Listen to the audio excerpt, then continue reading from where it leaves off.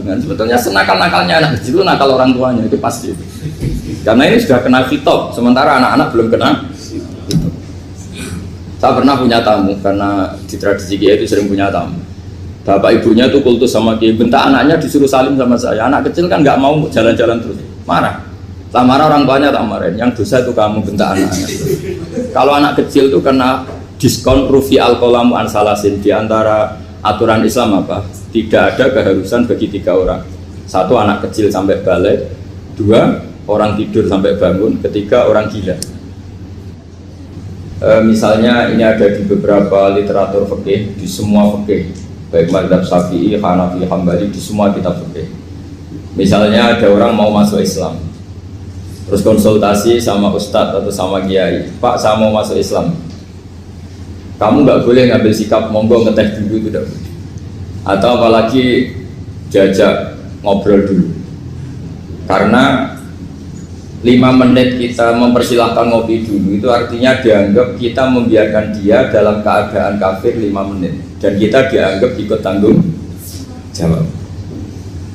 Sehingga di bab ada ulama yang ngebabkan itu sampai di bab murtad. Termasuk murtad adalah orang yang dimintai mensyahadatkan non muslim kemudian disuruh ngopi dulu atau ngeteh, karena dianggap pembiaran sekian menit masih berstatus kafir. Jadi ibaratnya gini ya, kalau kita mungkin baru bapak-bapak baru pakai celana pendek terus ada orang kecelakaan di jalan, saya tak pakai baju dulu nanti baru kamu saya selamatkan, itu kan naif. Kalau begitu saja naif, apalagi orang yang kafir kemudian pas mau minta disyahadatkan kita bilang monggo mandi-mandi dulu, ngeteh-ngeteh dulu, berarti ada pembiaran sekian menit, dia masih berstatus. Artinya begini, kalau dia saat itu kok dimatikan oleh Israel berarti mati dalam status kafir dan kita ikut tanggung jawab karena harusnya bisa Islam andai kan kita mensyahadatkan saat itu juga. Jadi itu bab-bab yang dianggap ekstrim dalam kutubil fikih, bab-bab fikih. Makanya dalam kitab fikih saya berkali-kali ada non muslim mau bersyahadat ke saya, itu saya bilang ke santri-santri saya, saat itu juga harus kamu ajarin meskipun pakai bahasa Indonesia, yang penting status kafirnya apa? Iya. Baru setelah itu ada hukum sosial ya, mungkin kita nawarin teh atau kopi atau apa. Makanya di sini dibabkan bab seseorang harus tergesa-gesa atau bercepat-cepat atau ngambil sikap bergegas untuk melakukan kebaikan. Terus ayat kedua yang dipakai Sayyidina bin Abi Salam itu begini. Ketika Allah mensifati orang munafik, status orang munafik itu apa? Wa idza qamu ila sholati qamu kusala. Mereka kalau dipanggil untuk sholat, ya berangkat tapi kusala cara malas-malasan. Sehingga untuk menunjukkan kita loyal sama Allah itu ya paling tidak ada sikap di atas rata-rata. Makanya ada sa'i ya, lari-lari kecil, tawaf juga disunatkan ada lari-lari kecil, disebut ar-romal, romal itu lari-lari kecil. Untuk menunjukkan bahwa kita loyal sama Allah itu tidak sak kobre cara Jawa. Nah itu dibabkan sendiri. Jadi beda antara tergesa-gesa sama ekspresi serius. Jadi musyawarah itu ya kira-kira kan nggak mungkin lah kita dipanggil rektor atau kiai atau orang tua kita terus jalan leha-leha, itu kan nggak mungkin. Nah contoh yang diambil di sini begini. Ketika ada debat terbuka antara Fir'aun dan Musa, saya ulang lagi ya, ada debat terbuka antara Musa dan Fir'aun, kan Nabi Musa datang ke Fir'aun. Lalu kata Fir'aun, ini asal-usul ayat ini saya terangkan sejarahnya. Kata Fir'aun, lalu kalau kamu tidak nuhankan saya, Tuhan kamu siapa? Terus kata Musa, Rabbus samawati wal ardi, yang nuhani langit dan bumi. Fir'aun masih berkelit. Kalau Tuhan di bumi, setahu saya kemana-mana yang dituhankan saya, kata Fir'aun. Ma'alim tulakum min ilahin ghairi. Terus Nabi Musa masih ngendikan, ya sudah Tuhan yang nuhani langit. Terus Fir'aun manggil Haman. Haman itu arsitekturnya Fir'aun. Ya Haman ibnili sorhal ali abduhul asbab samawati fa'attaliya ila ilahi Musa. Haman bangunkan kami piramida yang tinggi, saya ingin melihat Tuhannya Musa. Musa akhirnya mikir, karena kalaupun Fir'aun bisa naik ke langit tetap tidak bisa melihat Tuhan. Kita tahu Tuhan nggak bisa dilihat, kita yang mukmin aja udah lihat, apalagi Fir'aun. rivalnya kan. Akhirnya Musa ganti argumentasi, yaitu argumentasinya Musa, Rabbukum wa Rabbu abaikumul awwalin. Ini perlu diingat dan perlu saya sampaikan. Yang nuhani kamu dan yang menuhani leluhur kamu itu sangat memukul Fir'aun. Karena logikanya kalau Fir'aun itu Tuhan berarti babanya dulu tanpa Tuhan. Ini ada Tuhan terlambat. Jadi kalau Fir'aun Tuhan berarti mbahnya tanpa Tuhan, karena zaman era mbahnya belum ada Tuhan. Karena perdebatan itu banyak punggawa Fir'aun yang mukmin. Wah, ini Fir'aun nggak bener ini. Kalau dia Tuhan berarti babanya tanpa. Karena kalau iman itu akan diadili, akan dieksekusi, maka orang ini berstatus rajulun mu'minum min ali fir'auna yaktumu imanah. Maka di Quran diterangkan wa qala rajulun mu'minum min ali fir'auna yaktumu imanah. Ada seseorang yang iman tapi menyembunyikan iman. Lah orang ini selalu ikut rapat di rapat-rapat penting Fir'aun, termasuk rapat ketika Fir'aun dan para tentaranya memutuskan membunuh Musa. Karena dia ikut rapat dan eksekutornya besok disuruh nangkap Musa, orang ini malam itu juga nemuin Musa terus bilang innal mal ayat tabiru nabikal yaqtulu ka Musa. Rapat tadi malam memutuskan kamu besok dibunuh, maka kamu harus bergegas meninggalkan Mesir. Nah, dari kesimpulan itu, dari cerita itu kemudian diambil secara hukum fikih bahwa untuk menyelamatkan darah harus jasa, harus bergegas. Andai kan Musa itu kok sak kobre, sak sempate, maka keburu. Andai kan ini rojul ini tadi, orang tadi penasihat tadi, kok sak kobre ya, maka berarti Musa terlanjur tertang. Jadi itu pentingnya ulama ya. Jadi cerita yang linier, cerita yang seakan-akan cerita di tangan ulama tetap menjadi al-ahkam al-fiqhiyah, menjadi ketentuan-ketentuan apa? Fikih. Jadi yang diambil di sini adalah lelaki tadi yang ikut rapat tadi bergegas menemui Musa, memberitahu kalau kamu besok mau dieksekusi, fakhrus, maka kamu harus secepatnya keluar dari Mesir untuk menyelamatkan diri. Terus oleh Saizuddin bin Abi Salam dibabkan bab harus tergesa-gesa menyelamatkan darahnya orang apa? Islam. Jadi ini penting saya sampaikan. Jadi al-qasas ya, semua cerita di Quran itu tidak sebagai cerita, karena Quran tidak ingin melahirkan pendongeng, tapi harus menjadi ibrah, menjadi teladan.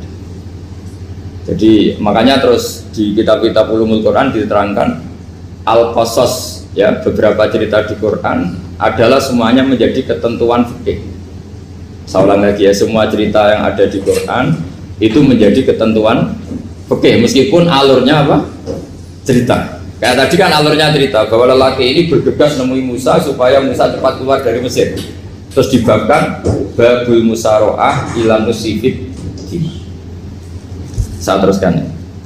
Wa kama la ra'ayna ma yaqtulu musliman law tabtu'u alaihi la qatalahu fal musaroah ila takrisihi min wajibatun. Idlaisal unatu mahmudatan fi kulli syai'in falaha mawatin tuhmadu fiha wa mawatin tudamu fiha wa kadzalika al musara'a wal lain wal dhulta wa ghairuhuma. Terus cara berpikir ulama, saya pernah baca dalam satu sejarah ulama besar namanya Sufyan Ats-Tsauri. Sufyan Ats-Tsauri itu menjadi wali itu gara-gara kalau sholat di masjid itu beliau datang sebelum adzan. Saya ulang lagi, beliau datang sebelum adzan. Ditanya, kenapa kalau kamu datang sebelum adzan? Saya ini gak ingin jadi hamba yang buruk. Hamba yang buruk atau pembantu yang buruk adalah setempe nunggu dipanggil. Misalnya kita tahu majikan kita pasti manggil jam 7, kemudian jam 7 itu Anda masih ngopi, masih tata-tata, itu kan tidak menghormati majikan. Harusnya kamu setempe di jam yang saat itu pasti majikan Anda memanggil. Kata beliau, saya tidak ingin seperti pembantu yang buruk, datang nunggu apa? Dipanggil. Jadi itu ada beberapa spirit ya, atau inspirasi dari aturan-aturan mahabbah. Sebab itu ketika Allah kritik orang munafik, wa idza qamu ila sholati qamu kusala, ketika dipanggil sholat mereka datang bermalas-malasan. Karena ada cintanya sama Allah, maka datang berlambat-lambat. Nah, berarti kalau ekspresi cinta mengharuskan kita datang bercepat. Makanya dalam istilah lain di Quran ini termasuk balaghatul Quran. Di juz 25 itu istilah menuju Allah itu fafirru ilallah. Kita tahu firar itu maknanya lari apa jalan biasa? Lari. Jadi untuk mengekspresikan mahabbah kita, kangen kita pada Allah, cara bahasa Arab isak kita, berontok kita sama Allah, tidak diistilahkan jalan tapi fafirru ilallah, harus bergegas berlari. Begitu seterusnya. Maka kalau ada orang Islam, terus ini konsekuensi hukum, ada non muslim minta, Pak Baha, saya tolong ajarkan syahadat. Nggak boleh saya bilang gini, monggo ke dalam dulu. Padahal perjalanan ke rumah saya misalnya setengah jam, nggak boleh. Saat itu meskipun sambil berdiri-diri harus kita tauhidkan. Kamu yakinnya Allah itu satu, Tuhan Allah, harus. Karena kalau ada perjalanan ke rumah 5 menit terus dia kecelakaan, belum syahadat, statusnya mati apa? Kafir. Dan kita ikut terlibat karena sebetulnya bisa mengislamkan saat itu juga. Analoginya kayak tadi lah. Orang kecelakaan di jalan karena kita pakai celana pendek, contoh Syria ya, saya tak pakai baju dulu. Habis itu diludes truk. Itu kan kita ikut salah karena kita yang punya kesempatan. Tentu yang disalahkan yang punya kesempatan. Karena merubah status dari potensi kelides truk menjadi sama sekali gak potensi kelides truk dengan kita inggirkan, meskipun kita dalam keadaan tidak ideal.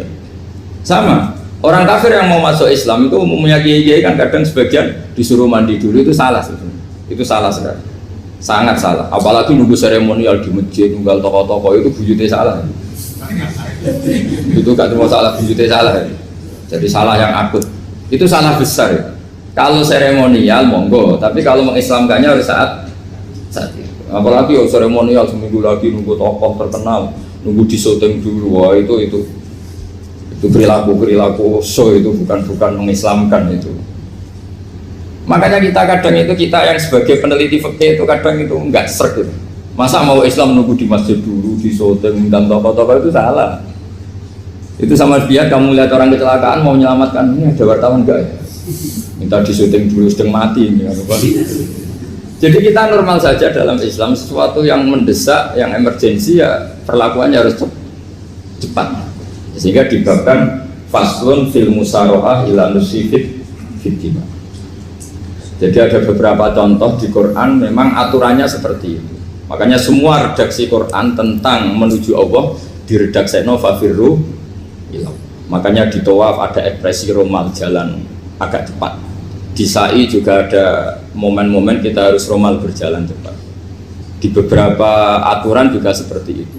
Ya saya ulang lagi, di beberapa aturan Islam juga seperti itu. Nah sekarang efek di hukum haji, saya banyak baca literatur haji. Haji dalam aturan Islam itu wujuban tarohian, wajib yang tidak langsung mendesak. Kemudian semenjak ada fakta kita harus nunggu, daftar tunggu, itu kita sebagai ahli fikih itu gamang. Misalnya gini, saya umur 20 punya uang, sekarang berapa daftar? 25 juta ya. Saya umur 20 punya uang 25 juta. Saya jomblo misalnya, ya butuh nikah, ya butuh macam-macam. Itu wajib daftar haji apa enggak? Karena kalaupun daftar nunggu 20 tahun. Nah sekarang kalau ada orang umur 50 tahun punya uang 25 juta, menurut Anda wajib daftar saat itu apa enggak? Wong daftar saja bisa game gitu. Dan kalau misalnya umur 50 ditambah 25 kan 75. Itu kalau orang sumpah sudah tetap mati itu gara-gara gitu. Maka itu menjadi pertanyaan, apakah fikih ini kita rubah? Karena dulu kan orang itu longgar semua. Karena haji zaman Nabi pun tidak langsung dilakukan saat pertama diwajibkannya haji. Jadi Nabi punya sisi unik. Pertama ada tahun diwajibkannya haji, Nabi tidak langsung haji. Sebab itu ulama berkesimpulan kalau wajibnya haji tidak langsung. Maka fikih itu memang unik. Sholat juga gitu. Ada istilah begini dalam sholat. Watajibu sholat ala kulli muslimin wujuban muwassa'an. Di semua kitab fikih takbirnya seperti itu redaksinya. Wajib sholat dilakukan orang Islam wujuban muwassa'an, wajib yang ada longgarnya. Sehingga ketika zuhur jam 12 WIB kita dengar azan, boleh sholat setengah 1, jam 1, setengah 2, jam 2. Karena memang wujuban muwassa'an, memang ada batas akhir waktu misalnya sampai setengah 3. Nah problemnya begini, misalnya setengah 1 Anda pasti dipanggil majikan kamu yang diharuskan melakukan satu aktivitas, misalnya Anda pilot, Yang nggak mungkin sholat lagi di kokpit. Apakah status wujuban wasaan wajib yang lugar menjadi hilang karena setelah itu tidak ada kesempatan lagi sholat? Apa tetap kita sebagai ahli Islam yang agak balelo tapi alim, misalnya ya sudah tetap jadi pilot, nanti kan ada aturannya sendiri, ada rukhsahnya sendiri, ada kemurahan sendiri, kita sudah jadi pilot, misalnya sholat tanpa harus menghadap kiblat, sholat yang tetap di perjalanan. Kira-kira Anda kalau jadi ahli fikih milih mana? Milih harus sholat di depan apa tetap memberi kelonggaran? Gak apa-apa sholat sambil apa? Nyuper ya, sambil pilotin apa pesawat. Anda pilih mana? Karena kalau konstitusi ilmu itu memang harus ada, dengan tanda kutip ya, memang harus ada nakalnya. Kalau nggak nakal malah gak sah. Memang unik ilmu itu. Karena ilmu itu kalau dipaksakan lurus terus, itu nanti malah bengkok karena menghilangkan rukhsahnya Allah, kemurahan Allah. Tapi kalau dipaksakan rukhsah terus, murah terus, nanti dianggap menyepelekan hukumnya Allah. Maka kita yang ahli fikih itu pusing. Misalnya saya sering ditanya, Gus saya ini supir bis, kan musafir terus, berarti saya boleh tidak puasa terus pada Ramadan? Coba kalau ada jadi ahli fikih mesti bingung. Mau boleh, ya boleh terus supaya orang nggak peduli sama Ramadan. Mau mengatakan wajib puasa, kayak nggak peduli dengan kemurahan Allah yang membolehkan musafir tidak puasa. Coba loh, Anda jangan jadi ekstremis yang misalnya bantah tok, protes tok, ini kan.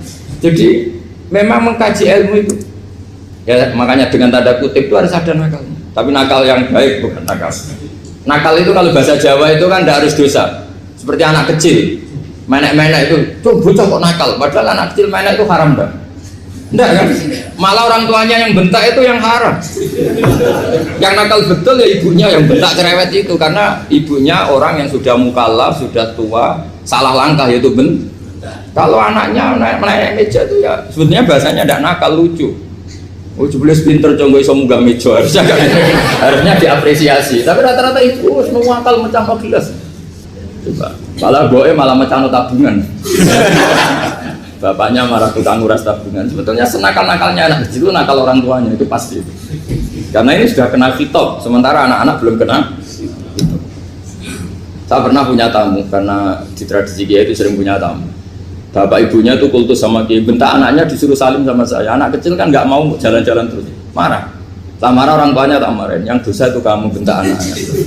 Kalau anak kecil itu kena diskon rufi al-qalamu an salasin, di antara aturan Islam apa? Tidak ada keharusan bagi 3 orang. 1 anak kecil sampai balik, 2 orang tidur sampai bangun, 3 orang gila. Artinya anak kamu itu tidak kena khitab untuk sopan sama saya. Kamu yang kena khitab baru sopan sama anak-anak kata.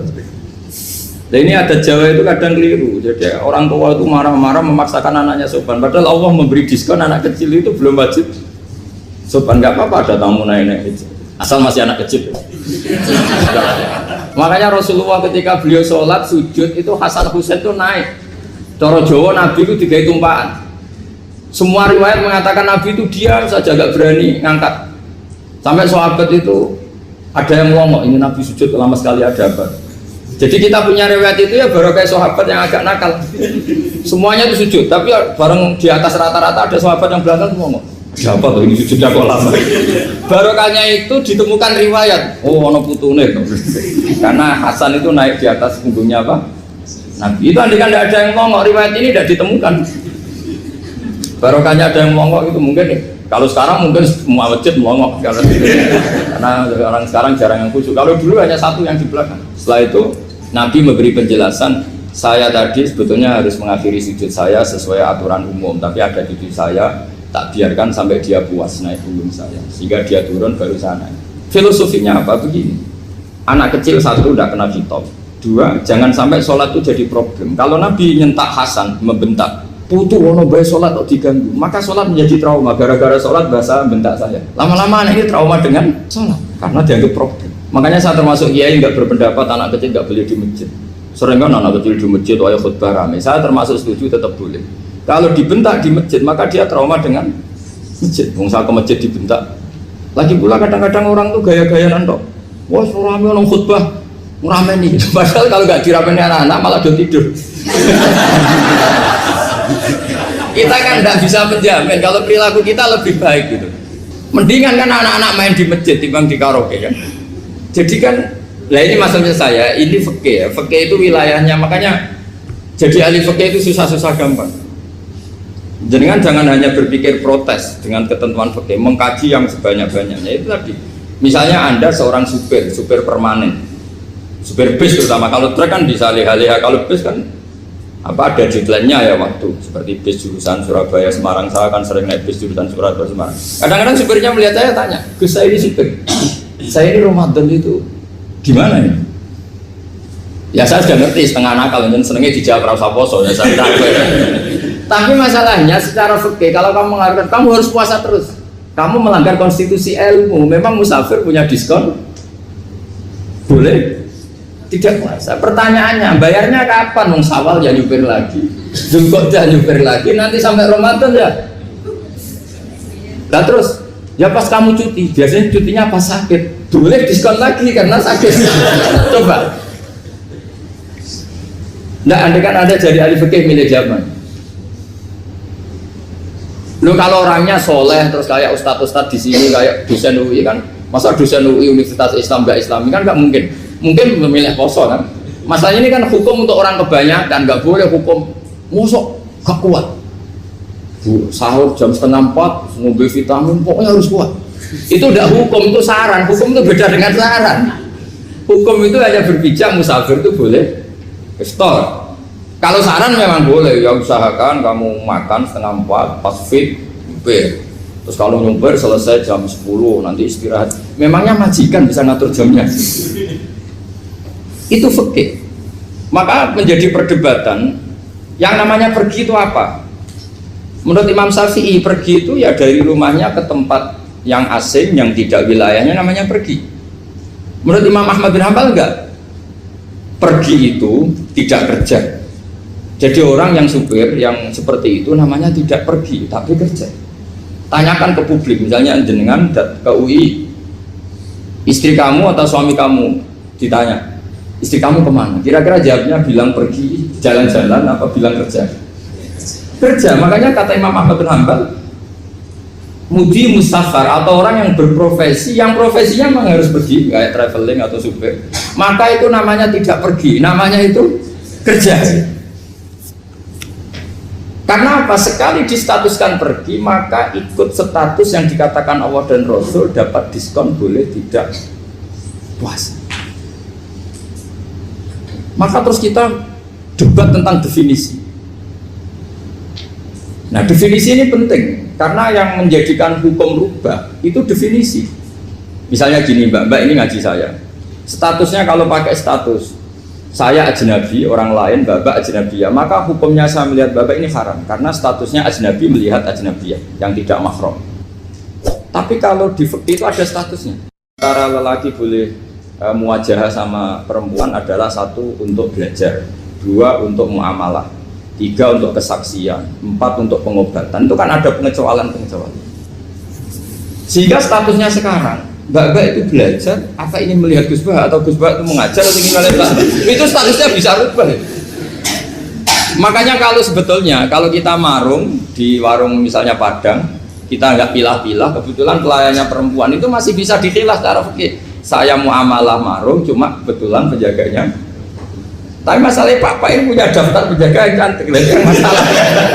Maka pertanyaannya itu marung ke situ demi marung, apa demi melihat? Tidak jawab saja.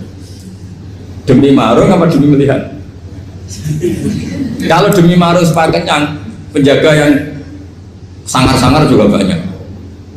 Akhirnya kalau demi makan, penjaga yang cowok kan banyak. Kalau demi melihat, berarti yang dihitung kan niatnya. Berarti karena muamalah apa karena melihat? Melihat. Itu status. Jadi makanya kalau mudi musafar itu namanya orang pergi atau orang kerja? Orang kerja. Maka menurut pikirannya Imam Ahmad bin Hanbal seperti itu harus puasa karena dia adalah pekerja bukan musafir. Lalu dalam masalah jumlah 3 hari misalnya, kalau dalam fikih kita, nggak saya kenapa ngomong fikih terus ya karena banyak yang melupakan fikih.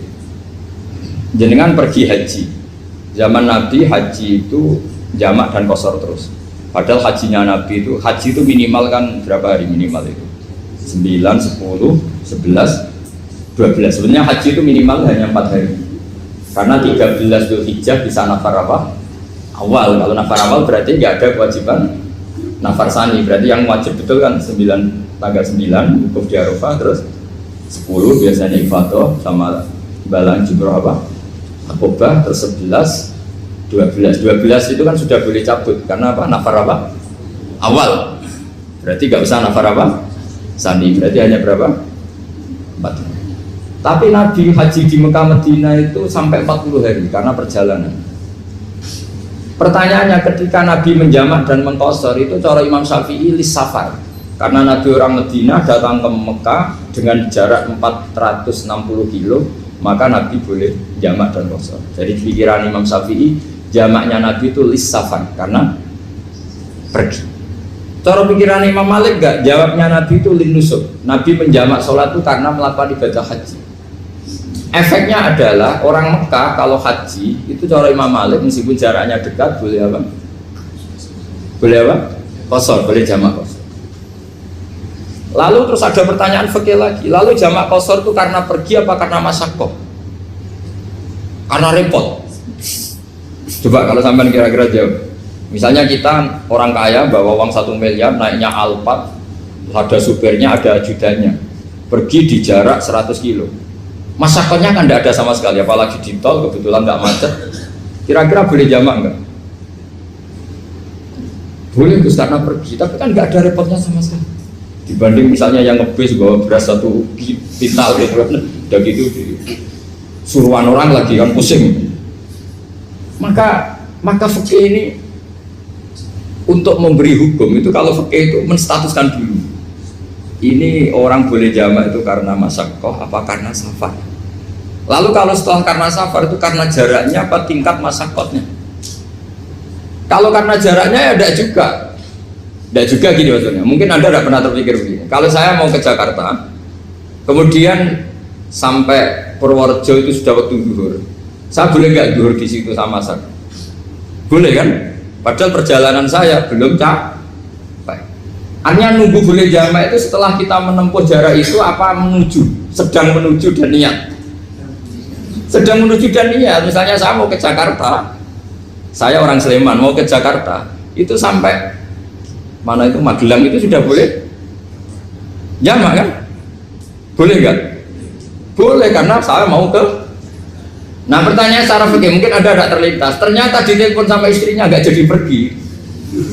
Padahal sholatnya kadung di jamak duhur dan asar. Apakah setelah di rumah sholat lagi? Tapi nggak pernah mikir gitu. Jadi orang fikih itu sudah pusing, makanya jangan diprotes terus. Kita ini sudah pusing. Tapi orang itu enak aja protes terus. Nggak menurut jenengan nanti wajib sholat lagi enggak? Dia bolehnya jamak kan berdasar berstatus musafir. Ternyata setelah Magelang ditelepon istrinya nggak jadi. Dia kadang sholat duhur dan asar. Setelah pulang masih jam 1. Terus ada asar, wah seban sholat terus. Kalau ada sholat lagi apa ada? Jangan saran. Kalau saran, wah sebaiknya sholat lagi. Itu tidak hukum, itu saran itu namanya. Saran dengan hukum beda. Sholat lagi pada no, ketika ada jaga itu berdasar malas atau berdasar hukum? Apa? Nah kalau Anda sholat lagi, pertanyaannya gini, Allah itu tidak punya tradisi mewajibkan 2 kali. Pertanyaan fikihnya mesti gitu. Dan saat Anda di Magelang menjamak itu melakukan sesuatu yang disahkan oleh agama. Berarti pas Anda jamak duhur asar, sesuatu pas melakukan itu kan berstatus sah dan boleh. Meskipun setelah itu ada masalah, istri kamu nelpon terus pulang. Tapi pas itu kan sudah dinyatakan oleh malaikat sah, Anda sudah duhur dan asar. Kalau melihat itu tidak wajib mengulang. Tapi bisa saja malaikat ada yang usil. Itu sah karena Anda berstatus musafir. Berhubung status Anda hilang, maka Poin Anda sudah sholat juga hilang. Kamu milih fikih yang mana? Jadi peneliti fikih itu beda dengan orang-orang yang dengarin protes. Beda karena nengkuni itu beda karena ada konsekuensinya. Makanya fikih itu sampai saya punya kitab fikih itu dikarang satu orang itu jumlahnya 20 jilid, per jilid itu segini. Jadi satu meja ini dikarang satu orang. Itu mulai yang presisi, yang detail sampai yang khayal. Yang khayal juga ada. Yang khayal itu tadi beliau banyak menghayalkan gini, suatu saat Anda datang ke Mekah itu hanya butuh waktu 20 menit. Zaman itu belum ada pesawat. Lalu boleh gak jamak? Boleh gak nakal? Nakal itu begini. Sama orang kaya punya jet pribadi, misalnya ada Ronaldo masuk Islam, orang kaya. Itu bisa gak puasa? Karena begini. Misalnya dia orang, contohnya orang Arab ya. Orang Arab, jangan orang. Nah, contohnya itu dibalik saja. Di sini itu kalau imsak jam berapa tuh? Imsak Ramadan jam berapa? 3:30 aja biar aman ya. Kalau 3:30 kan masih imsak. Dia terbang ke Mekah. Jadi orang sini puasa jam 5 kan mulai puasa, dia terbang ke Mekah kan masih malam. Makan terus dia. Mekah mau ada matahari terbang lagi ke barat. Karena dia menghindari berstatus puasa. Atau sebaliknya, dia orang Mekah jam 12 puasa, 12 siang puasa. Dia, wah kalau 6 jam lagi buka, bisa barangnya saya. Terbang ke Indonesia. Ke Indonesia terbang baru 1 jam, di sini sudah buka. Itu khayal, jadi itu ada khayalnya. Itu lama dulu, sebelum ada pesawat sudah mengkhayal gitu. Bolehkah orang yang di Masyrik ke Maghrib demi itu? Kalau Anda jadi Raja Salman, jam 1 kok sudah nggak kuat apa? Puasa, itu diberi saran terbang ke Indonesia. Itu kalau pakai jet kan nggak sampai 9 jam, 1 jam ke Jakarta. Sudah ada wow akbar. Bukan. Boleh enggak? Lo mau kamu enggak bilang, oh enggak boleh. Wong di Jakarta sudah ghurubu syamsi. Masa sudah matahari terbenam orangnya enggak boleh? Bukan. Lah ya. Apa? Kalau resikonya gini, sampean mungkin nggak mikir, resikonya gini, kalau dia berstatus musafir, bolehnya buka karena musafir, pertanyaannya dia wajib bayar. Kan musafir bolehnya kodok nanti harus bayar, tapi kalau dia buka normal kan bayar, beda, efek pakainya beda. Sampean jangan protes, Gus Baik gimana, mau ngaji malah tidak senang. Ini kan ngajinya para dosen, para pegawai, jadi harusnya itu jadi mufti, ngaji untuk jadi mufti, bukan ngaji untuk mendengarkan. Jadi makanya saya mohon jangan sering protes sama ulama sudah pusing. Karena efek-efek hukum itu tidak gampang. Kayak tadi misalnya kalau dia boleh buka atas nama musafir, resikonya wajib bayar. Masalahnya Raja Salman ini mau enggak gitu. Dia inginnya. Maka pertanyaannya itu kitab yang milik saya tadi yang 20 jilid tadi. Ulama itu mulai dulu sudah membayangkan bagaimana kalau suatu saat ada satu kendaraan. Kenapa ulama bisa bayangkan itu? Karena ada buruk. Meskipun mereka nggak numpak buruk, hanya Rasulullah, tapi kan bisa bayangkan ada toyul waktu. Waktu itu bisa dilipat. Karena ulama dulu ahli astronomi, jadi bumi itu bulatnya gini, muternya gini.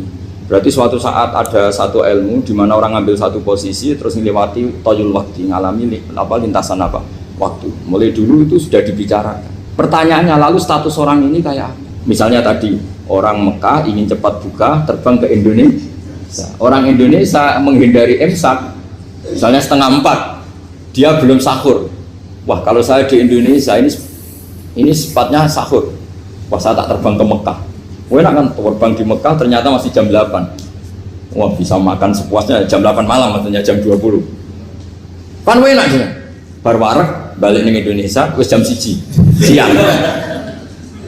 Jam 1 siang kalau ingin cepat buka terbang ke timur. Langsung buka. Berarti dia kira-kira puasa aja 3 jam. Tapi terus ya mungkin kalau sampean tahu pogo sudah repot-repot ngono tinggal turu delok sinetron kok buka dhewe. Itu tidak hukum, saran itu namanya apa? Kalau hukum tetap tadi yang dikatakan puasa adalah imsak mulai jam imsak sampai ghurubus Lalu pertanyaannya lagi, huruf samsi sampai imsak itu konversi jam apa nyata-nyata huruf samsi?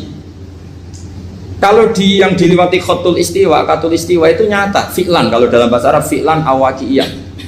Tapi kalau Anda orang kutub, saya sering kirim-kiriman surat sama mufti-mufti yang ada di Timur Tengah, di Eropa, konsultasi maksudnya. Orang kutub itu kan tidak ada matahari, tidak ada apa-apa. Jika kalau Anda baca kitab di kutub, mesti Gus Bak darani pembohong. Misalnya orang kutub ngaji saya, kamu harus subuh sebelum matahari terbit. Sekali matahari terbit, waktunya hilang. Duhur setelah matahari agak ke barat. Asar kalau matahari terbenam, hilang waktunya. Terus mereka mesti bilang, mataharinya di mana?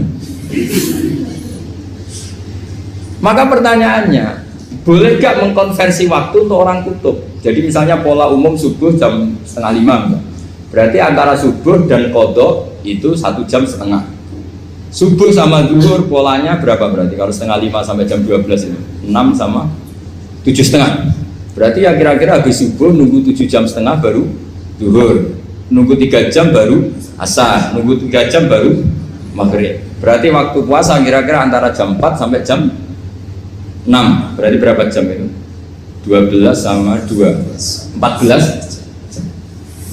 Oke, berarti orang kutub harus puasa 14 jam, tidak bergantung waktu mata. Tapi ada lagi pertanyaan lucunya gini, lalu 14 jam Gus itu dimulai dari mana? Apa asal 14 jam? Apa harus ada konsensus setarnya?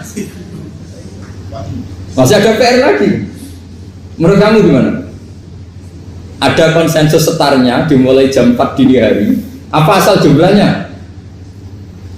Imsak 14 jam.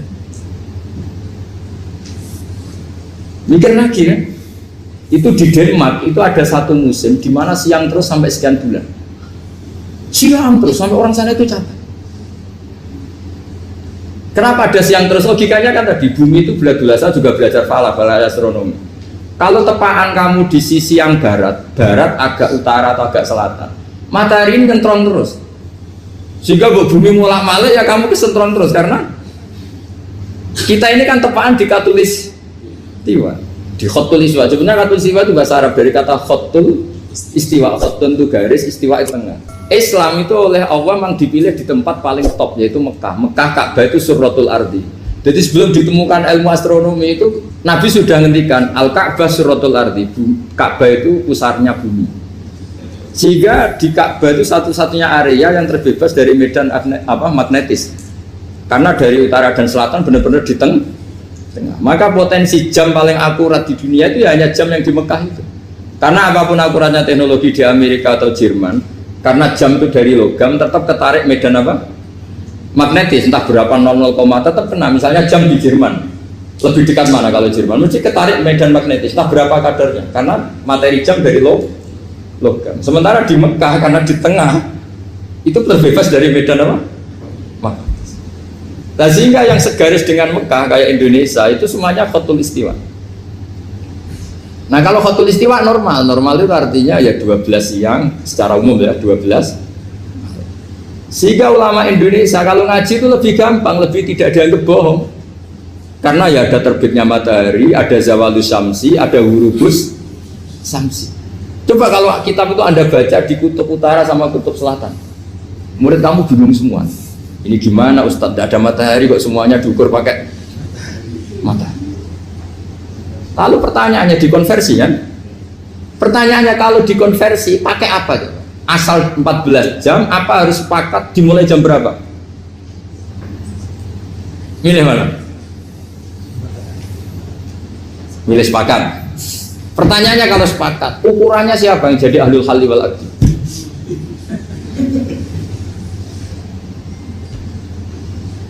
Jadi orang fikih itu sudah bingung, makanya saya mohon jangan sering diprotes.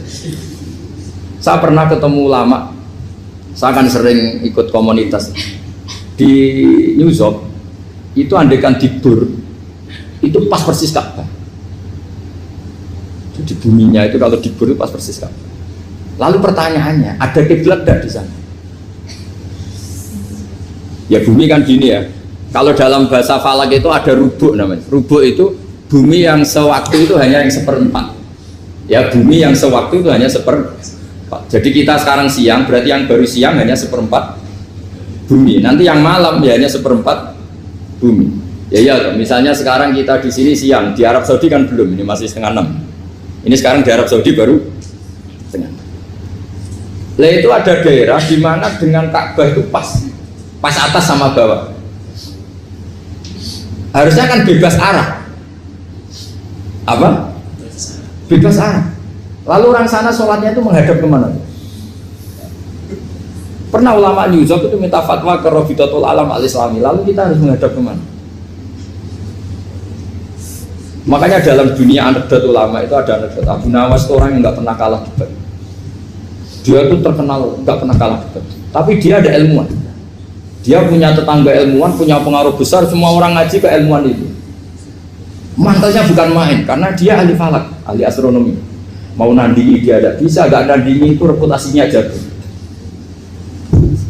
Orang itu berteori kalau bumi itu bulat-bulat. Kalau kamu jalan ke sini, maka akan tertitik yang suatu saat si profesor ini kemalingan, terus minta tolong Abu Nawas rumah saya kemalingan. Terus lari kemana malingnya? Ke timur. Setelah ke timur, larinya ke timur. Abu Nawas lari ke barat. Lari ke barat. Terus ditanya, sudah tak bilangin malingnya lari ke timur, kok kamu lari ke barat? Nanti ketemu di titik yang sama. Sebenarnya itu profesornya makel. Oh, kamu nyindir loh. Artinya Abu Nawas gak terima. Teori Anda itu gak bisa. Secara keilmuan benar, tapi secara faktual gak boleh. Berarti kalau ada orang ngejar istrinya lari ke timur, dia harus tetap ke barat. Nanti ketemu di titik yang sama. Jadi malingnya tuh lari ke timur, Abu Nawas ngejar ke barat. Ketika ditanya profesornya, sudah bilangin malingnya tuh lari ke timur, kenapa ada ke barat? Kataan kan nanti ketemu di titik yang sama karena bumi bulat-bulat. Nah pertanyaannya gini, lalu kalau yang segaris itu ada arah enggak? Kayak New York tadi. Menurut kamu tetap berkiblat apa enggak usah? Loh kalau yang rubuk jelas. Loh gitu, kalau rubuk begini loh, misalnya begini, terus kamu di sini sama sini kan masih ada arah, tapi kalau sini sama sini masih bisa kiblat. Sama enggak usah protes, orang fikih sudah pusing, enggak usah diprotes. Karena yang dipikir itu macam-macam. Nah ya makanya ini mengkaji ya, saya mohon ya kayak tadi ini mengkaji, saya mohon saya cukupkan sekian. Sementing apa ya, kita ada respeknya lah sama ulama. Jadi ulama itu susah, mikirnya susah, harus tanggung jawab di depan Allah, di dunia diprotes terus. Ini mungkin yang bawa kitab ikutnya halaman 293 ya. Itu yang mungkin nanti bisa dikopi sama yang nggak punya tag, yang nggak punya tag mengkopi sama yang punya. Di sini diantaranya itu ada bab faslun fi dzikri rajul manaqiba nafsi. Bab seseorang boleh menyebut kelebihannya sendiri, asal niatnya tidak riya. Di sini dicontohkan, tadi Bapak siapa namanya? Samsul. Pak Samsul ya. Di sini diceritakan ketika mau masa paceklik, saya ulang lagi masa paceklik, itu Nabi Yusuf karena merasa amanah dan merasa punya kemampuan mengelola ketahanan pangan, beliau bilang ke rajanya, qala ja'alni ala khazainil ardi inni hafizun alim. Raja, jadikan kami pengatur ketahanan pangan karena ini hafizun alimnya dan saya terpercaya. Hanya Nabi Yusuf seorang nabi tentu panutan, beliau menonjolkan kemampuannya itu boleh asal untuk kemaslahatan. Misalnya ada orang Islam sakit atau kiai sakit, dengan dokter bilang saja saya dokter, biasa yang nangani. Itu boleh karena motivasi Anda dalam menyelamatkan Pak Kiai tadi atau orang yang sakit, bukan motivasi Anda adalah hadun nafsi, misalnya kalau dalam bahasa keinginan apa? Pribadi. Jadi itu boleh. Jadi ini di beberapa contohkan, ya ayuhan nasu ulimna mantiqat thairi wa utina min kulli syai'. Nabi Sulaiman itu bilang gini, wahai para manusia, saya ini bisa bahasa burung apa saja dan saya bisa melakukan apa saja, wa utina min kulli syai'. Nabi Sulaiman ngendikan begitu karena ingin menunjukkan betapa sayangnya Allah ke saya, sampai saking sayangnya Allah saya bisa menguasai bahasa burung, bahasa binatang. Jadi motivasi seorang nabi itu ingin menunjukkan betapa kudrohnya Allah tidak terbatas. Nah buktinya apa ya? Buktinya Sulaiman, sama tak cerita, Nabi Sulaiman itu kalau ke masjid itu mesti jagungan sama orang miskin. Terus beliau bilang gini, miskinun yujalisu miskin, ayo podo kerene jagongan. Karena beliau dengan kenabiannya meskipun kaya raya itu tidak merasa punya sama sekali karena semuanya milik Allah Subhanahu wa Ta'ala. Dan beliau buktikan beliau kaya raya itu untuk bangun Baitul Maqdis yang semegah itu semuanya pakai asetnya Nabi Sulaiman. Ketika bisa memperkerjakan jin dan setan juga untuk bangun Baitul Maqdis, bukan untuk bangun dirinya, rumah dirinya. Ya ini dicontohkan satu Nabi Sulaiman, dua Nabi Yusuf. Terus ketiga contoh yang diambil, setiap nabi ketika pidato kepada umatnya mesti ditutup dengan wa analakum nasihun amin. Saya ini adalah penasehat yang terpercaya. Jadi ajaran saya bukan ingin menyengsarakan kamu, tapi wa analakum nasihun amin. Saya adalah penasehat yang baik. Artinya akan menonjolkan diri. Jadi boleh asal itu untuk kemaslahat.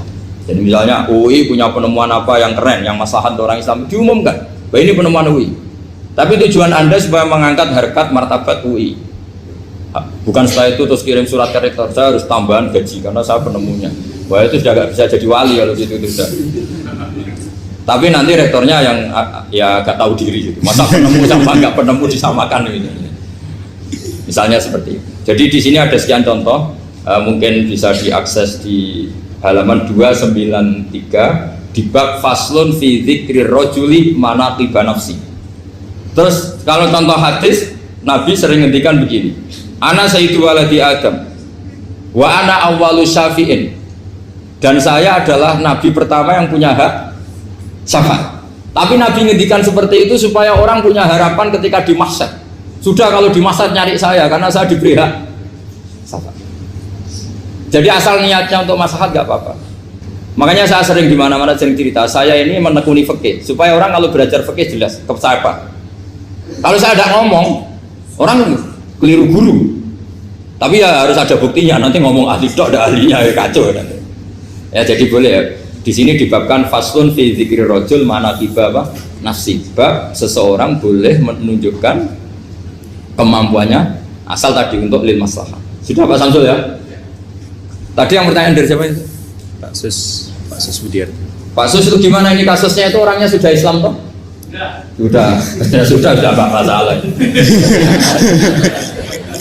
Terus Anda ke Thailand itu gak niat menghindar toh memang saatnya harus ke Thailand? Hanya menyesal.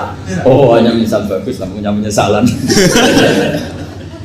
Enggak begini ya, kalau orang itu sudah Islam itu kan tidak se-emergensi yang belum Islam, itu hanya ideal. Artinya idealnya seseorang kalau mau meninggal akhir dari kalimatnya adalah la ilaha illallah.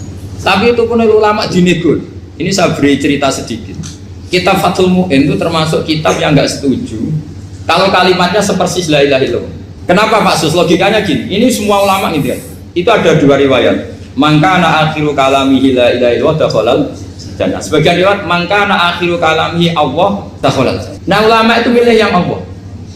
Kenapa milih yang Allah? Karena la ilaha illallah itu resikonya tinggi. Pas la ilaha ateis, tidak ada Tuhan, mati. Maka ulama, tradisinya guru-guru kita, kalau ada orang mau mati yang sudah akut, itu hanya ditalkin Allah, Allah, Allah, karena ini lebih tidak berisiko. Tapi kalau la ilaha illallah, pas la ilaha belum illallah, mati. Tidak bisa kamu baru mati. Ayo teruskan dulu, baru mati ini gimana? Belum illallah kok sudah. Jadi makanya terus di situ diterangkan lagi begini. Setelah orang itu melafadzkan la ilaha illallah, kan orang mau mati itu kan macam-macam ya. Ada yang sudah akut, ada yang masih sehat. Kalau masih sehat sebaiknya la ilaha illallah. Tapi kalau sudah akut hanya dilatih apa? Allah. Terus saran kedua oleh kitab Fathul Mu'in diterangkan sebaiknya jangan ngomong lagi. Karena Nabi ngendikan akhir. Akhir itu harus itu menjadi kalimat. Jadi misalnya setelah kamu talqin la ilaha illallah, kamu tanya, Pak sertifikatnya di mana? Akhirnya bapaknya jawab di lemari. Pas melamari mati. Berarti akhir kalimatnya lemari.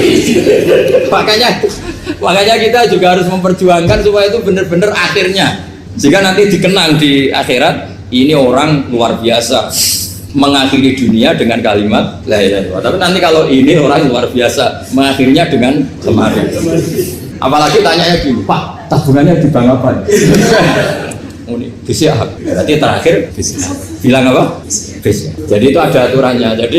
Jadi kalau nalkin orang sudah ngelapatkan kalimat tauhid, jangan dicak ngomong, karena kalau diajak ngomong lagi terus mati, yaitu kalimat terakhirnya.